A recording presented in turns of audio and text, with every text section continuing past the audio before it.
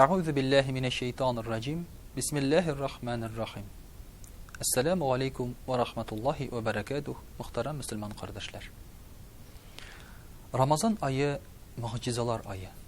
Ana şulay dip etsen de bola. Peygamberimiz sallallahu aleyhi ve sellem ayta Ramazan ayının birinci 10 günü ol rahmet 10 günüdür. İkincisi günahların keşirilü 10 günüdür. Üçüncüsü Temuk azabından qutulu 10 günüdür. Şoňa görä de qaçaganda sıraylar. Hazret. Orazanın birinci içkenin, ortasında içken, ahırda içken tutsan aybet mi diler? Dürüst bulamı diler? Meytem dürüst bula. Aybet bula, bik köp sabab bula. 9 gün oraza tutkan bolasın. Amma Ramazanның başında 10 gün, ortasında 10 gün, ahırında 10 gün tutsan, tagында savaplaraq. Kişi başta şaqqata, andan soňuna başına kile, ol betinde betin Ramazan bolady. Şundan da Ramazanны менә шушылай 10 көнгә бөлеп тотсаң, итаплап дип әйтгәндә аны. Ул инде үзеңгә Рамазанны бүлергә, тәртипкә китерергә һәм Рамазан айында күбрәк изгелекләр кылырга ярдәм итә. Рамазан айы ул әле ураза тотугына түгел, изгелекләрне дә күпләп кылу айы. Инде Пәйгамбәрбез саллаллаһу алейхи ва саллямнан әйтәләр. Пәйгамбәрбез саллаллаһу алейхи ва саллям бик юмарт, иң юмарт кеше иде ди.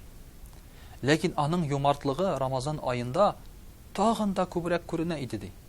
Чөнки Рамазан айында Пәйгамбәрбез саллаллаһу алейхи ва саллямга Җабраил фәрештә төшә торган була.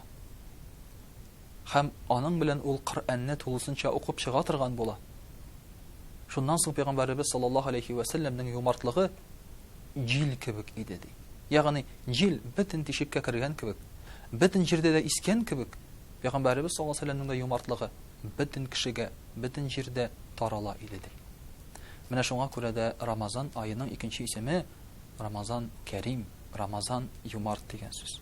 Бу айда без изге гамәлләргә юмарт булырга тиешбез. Бу айда елмаеп карау гына да артык савап бирә. Бу айда садаканы күбрәк бирергә. Бу айда Коръәннәребезне, намазларыбызны күбрәк укырга тырышырга кирәк. Чөнки бу айда кылынган ул эшләрнең савабы бермә-бер арта. Һәм бу айда шушы эшләрнең кабул булуы шулай ук арта. Мәсәлән, башка айда син изгелек кылсаң, әллә кабул булган, әллә юк дип әле шикләнеп торсаң, инде бу айларда ул шиксез Аллаһ Тәгалә аны кабул итә. Мөхтәрәм кардәшләр, кешегә изгелек кылырга җиңелрәк булсын өчен Аллаһ Тәгалә ярдәм итте. Шайтаннарны быгаулап куйды шушы Рамазанда. Һәм инде шайтаннар кешегә кабачалый алмыйлар изгелек кылырга. Шул ук вакытта кешегә изгелек кылырга җиңелрәк булсын дип, Аллаһ Тәгалә шушы айда җәннәт ишекләрен ачып, тамук ишекләрен япты һәм җәннәтне бизәп куйды. Һәм Аллаһ Тәгалә изгелек кылыгыз, менә сезне нәрсә көтә, менә сезнең бүләгем дип Аллаһ Тәгалә безгә әйтә. Менә шуның эчендә шушы айларда изге гамәлләрне кылырга, арттырырга тырышырга кирәк. Ачтырып кына түгел, шушы изгелекләр белән кешегә тагында яхшырак булырга тырышырга кирәк.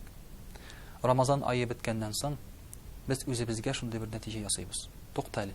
Мин бер ай буе гынахтан тыелдым, изгелекләр кылдым, бәлки миңа хәзер гомеремне дә шулай яшәргә кирәк түгел микән дигән уй килсә Рамазан ахырында, димәк уразаң дөрес үткән. Ассаламу алейкум ва рахматуллаһи ва баракатуһ.